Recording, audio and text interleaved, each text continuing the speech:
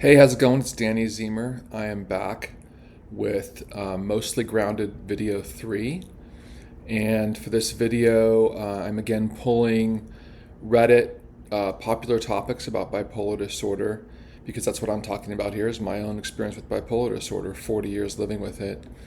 Specifically with this Reddit thread that I found, it's an older thread, but the topic is what are bipolar things you didn't know were bipolar things. And the first line that I see in the preview, the response is bipolar rage. Sometimes I get this deep rage out of nowhere for very little reason.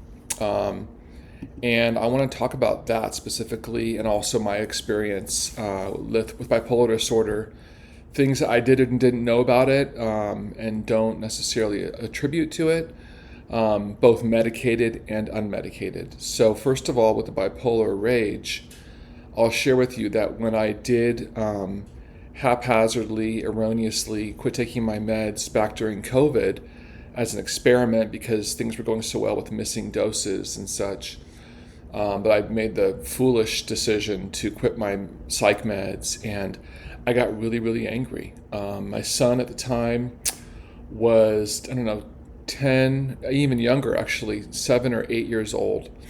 And I was really, really critical of him. And I made him cry a number of times, probably half a dozen times. And I just had this uncontrollable anger inside of me that I couldn't understand and I couldn't put a label on it, but it was there, man, and it was intense. And I was unmedicated. And so what I learned from that experiment is that when I'm unmedicated and I'm purely, truly in my bipolar disorder without medication, I get really angry. That's how my bipolar manifests itself without meds. So that was a scary time, and it felt really uncontrollable. And I ultimately, after sensing some serious, intense anxiety and paranoia and voices starting to get heard again and such, I quickly got back on my meds with the help of my psychiatrist. So that was my experience with bipolar anger being untreated. Now, on medication, things that for me that sort of I didn't know were bipolar things, but really are bipolar things, are things like nonstop racing thoughts at night, being in bed, having these creative bouts or ideas or thoughts about things I want to write, things I want to do, things I want to record, YouTube videos I want to make, movies I want to write, books I want to write, series of things I want to do, social media postings and stuff like that. Just an endless barrage of creative, fun, interesting projects that some of them, could potentially happen and could be really useful and productive and helpful to people. That's my main aim with these YouTube videos and with all the stuff that I do with my newsletter, with the book that I wrote, Prescription New Wave. My main goal is to really help people who are bipolar, who are struggling. So the stuff around the creativity at night when I can't sleep is coming from a really good place. It's coming from a positive place. It just keeps me awake. And that's not great for someone, as you probably know, someone who's bipolar. My experience is the most important thing in my life is sleep. Having consistent, stable, regular sleep that is reliable, that is dependable, that is stable and real, like REM sleep, where I'm actually dreaming and have deep sleep going on. And that doesn't come easy for me. I think for a lot of bipolar people, it's the same thing. So I'd say that really also to answer this question about, again, I'm just jumping back to the tab, what are bipolar things you didn't know were bipolar things?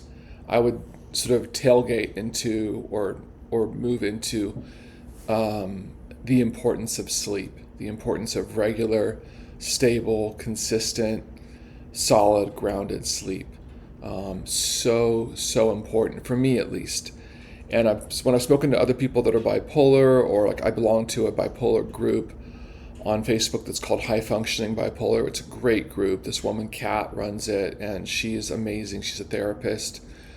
I recommend the group if you're bipolar and if you want to, have a little bit of support and see other people's things that they're struggling with, who are kind of on the more high functioning end, who have jobs and such, and some of them don't, whatever.